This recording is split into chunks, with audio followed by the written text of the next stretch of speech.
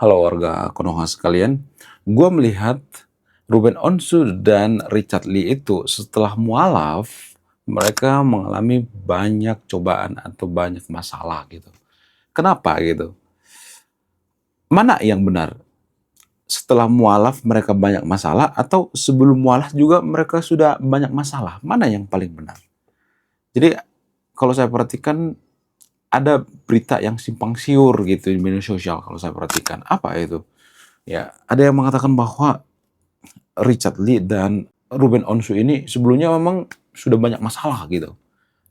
Lalu ya diduga untuk menutupi masalah mereka bisa aja melakukan yang namanya konversi agama ya kan. Kemudian ada yang mengatakan ya setelah mereka mualaf banyak masalah gitu. Mana yang benar? Ya, jadi videonya saya akan bongkar sampai ke akar-akarnya. Saya tidak akan berpihak pada siapapun. Kemudian Ruben Onsu diduga menderita penyakit 3 huruf. Apakah Richard Lee juga diduga menderita penyakit 3 huruf? Bagaimana fakta yang sebenarnya? Apa itu penyakit 3 huruf? Jadi guys, kalau saya perhatikan di Konoha itu, banyak orang, walaupun nggak semuanya disclaimer on-nya, ada banyak oknum gitu ya. Oknum yang memanfaatkan agama untuk menghindar dari masalah atau untuk mengurangi yang namanya masalah. Ada seperti itu guys. Jadi zaman sekarang ini agama itu sudah jadi alat komoditas gitu. Ya, nggak semua orang menganggap seperti itu, tapi menurut keyakinan saya seperti itu. Kalau ada masalah mereka biasanya akan pindah agama gitu. Kemudian dikit-dikit mereka menjual yang namanya, oh gue mualaf loh ya. Ada banyak di Konoha seperti itu. Nah yang jadi pertanyaan, apakah ini justru memanfaatkan agama atau tidak? Ya, ini menunggangi agama guys tanpa kita sadari. Tapi kan orang yang beragama kan dilarang berpikir kritis. Ini sudah saya bahas di video saya sebelumnya. Berulang-ulang saya katakan bahwa agama itu tidak mengajarkan berpikir kritis. Agama tidak pernah mengajarkan berpikir kritis. Kenapa saya mengatakan seperti itu? Karena agama itu tidak boleh dievaluasi, tidak boleh bikin aliran baru, tidak boleh mengkritisi. Ya kalau bumi datar dalam agama ya udah datar aja, ngapain harus diprotes ya kan? Cukup imani saja bahwa bumi itu datar. Itu kan prinsip dalam beragama. Jadi ini yang dimanfaatkan oleh orang-orang yang mualaf gitu ya. Nggak semua orang tapi disclaimer on ya. Jadi di Konoha ada orang-orang tertentu yang memanfaatkan ya keluguan umat tertentu gitu. Di Konoha orang yang mualaf itu kan dikasih karpet merah gitu ya. Dikasih posisi yang bagus gitu ya. Supaya apa? Supaya orang-orang tertarik mengikuti dia mualaf gitu. Di warga Konoha itu kan biasanya kan mengatakan kita memberikan servis, memberikan penghargaan, memberikan karpet merah ke orang yang mualaf itu sebenarnya untuk sekedar menghargai. Enggak, itu tujuannya bukan untuk menghargai, tapi supaya banyak orang yang mualaf dari agama-agama lain. Ternyata yang mualaf itu enak ya, punya privilege dan sebagainya. Jadi inilah yang dihindari oleh orang-orang di negara maju. Makanya negara maju itu agama diprivasi. Ya, makanya negara maju itu negara sekuler. Inilah pentingnya negara itu sekuler, supaya jangan ada yang namanya mengeksploitasi agama, menunggangi agama gitu. Jadi tanpa kalian sadari orang yang mualaf itu ya misalnya dia banyak masalah, ada kasus perselingkuhan. Saya tidak mengatakan RO selingkuh ya. Ini orang lain di Konoha ya. Ada kasus perselingkuhan, diduga menderita penyakit 3 huruf, kemudian penyakit 3 huruf ini nggak bakal bisa sembuh, penyakit sampai mati gitu ya. Kemudian ketika ada hutang misalnya gitu ya. Saya tidak mengatakan ini RO ya, walaupun RO sekarang ini lagi tersangka dugaan penipuan sekitar 3,5 miliar rupiah. Wow, fantastis sekali. Gila, luar biasa. 3, miliar cuy. Kemudian, apakah ini alasannya kenapa RO mualaf gitu? Bagaimana dengan Richard Lee? Richard Lee kan banyak masalah ya. Masalah dalam pekerjaan. Dugaannya seperti itu ya.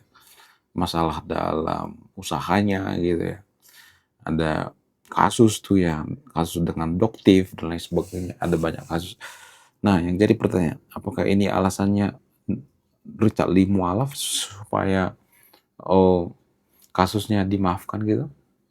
Jadi yang diburu ya kalau misalnya nih ya, kalau saya perhatikan itu ya oknum-oknum tertentu ya, oknum-oknum di Konoha itu banyak mualaf, oknum tapi jutaan orang. Ada istilah yang namanya hukuman seiman. Jadi di Konoha ternyata ada hukuman seiman, guys. Jadi di Konoha itu kalau misalnya nggak seiman, hukumannya aturannya 10 tahun. Kalau seiman itu di Konoha itu bisa jadi 5 tahun, guys. 50% gitu. Ya. Jadi kurang drastis gitu ya. Hanya karena apa? Hanya karena mengucapkan 2 kalimat syahadat. Ya. Jadi itu kalau saya perhatikan. Suka nggak suka ya seperti itu, guys. Ada hukuman seiman misalnya. Ya. Hukuman seiman itu nggak terlalu keras, tapi kalau yang beda iman tuh biasanya kenceng banget ya. Hukumannya itu maksimum ya. Tapi kalau seiman hukumannya imut gitu ya. Imut seumut mungkin gitu ya. Para hakim, para jaksa yang ada di Konoha, ya, oknum-oknum hakim, oknum-oknum jaksa yang di Konoha itu, mereka kepincut kalau ada orang yang mualaf gitu. Ya, jadi ini yang jadi permasalahan. Kemudian timbul lagi masalah baru. Apa itu masalah baru?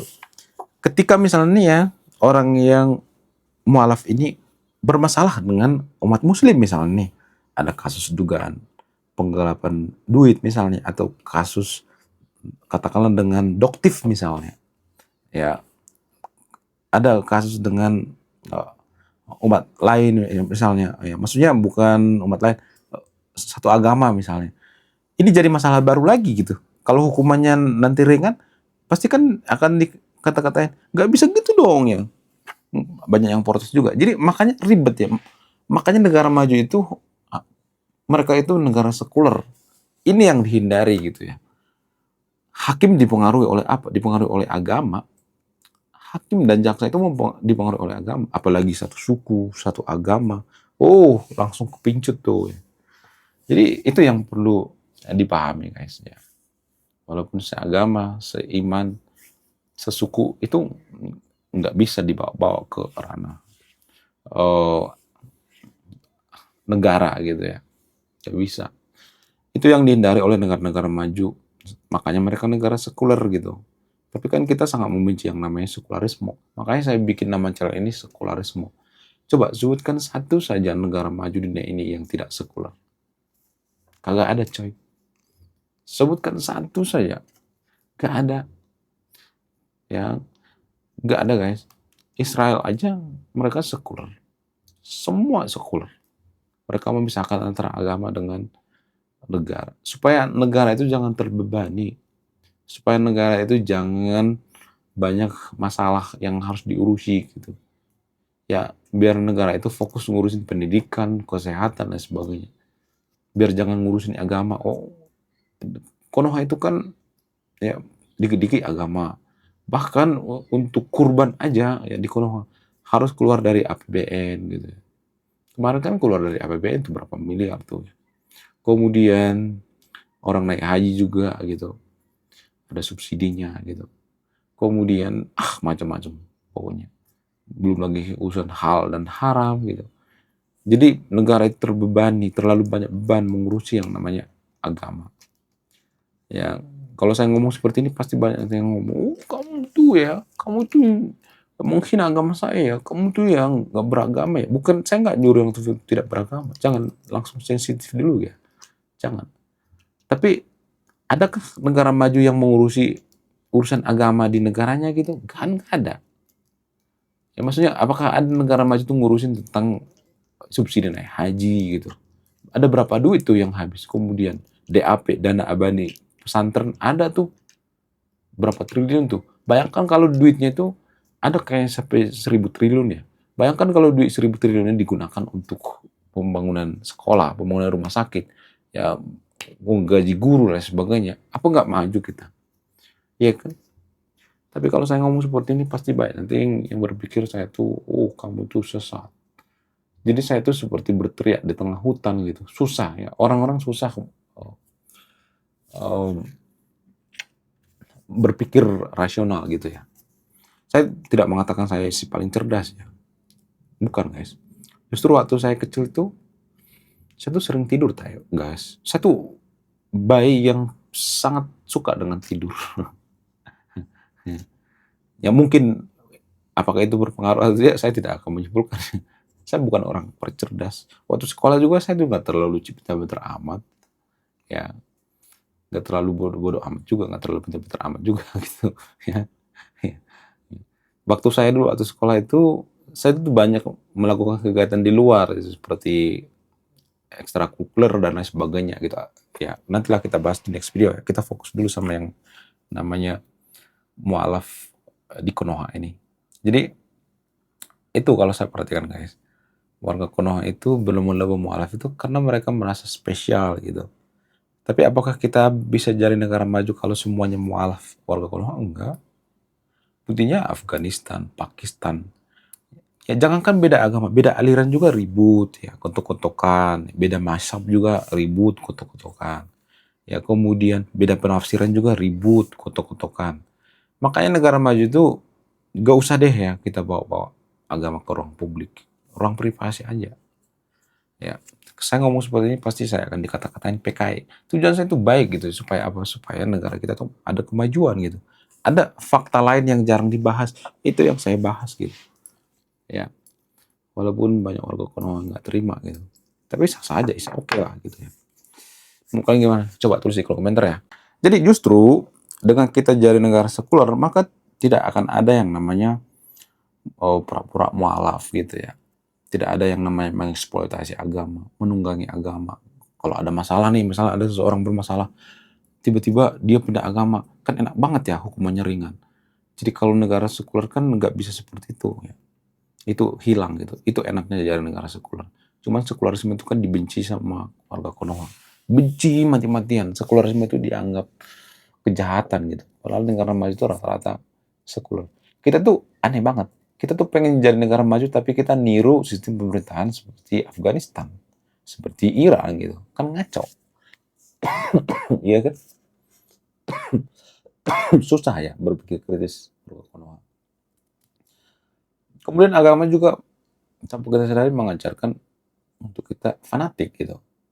Agama itu kan mengajarkan kita fanatik. Kenapa saya mengatakan seperti itu? Karena agama juga mengajarkan cukup imani saja, gak usah banyak tanya gitu. Itu bikin orang fanatik guys.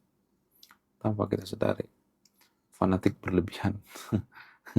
Karena fanatik berlebihan sehingga apa? Sehingga banyak orang yang apa namanya?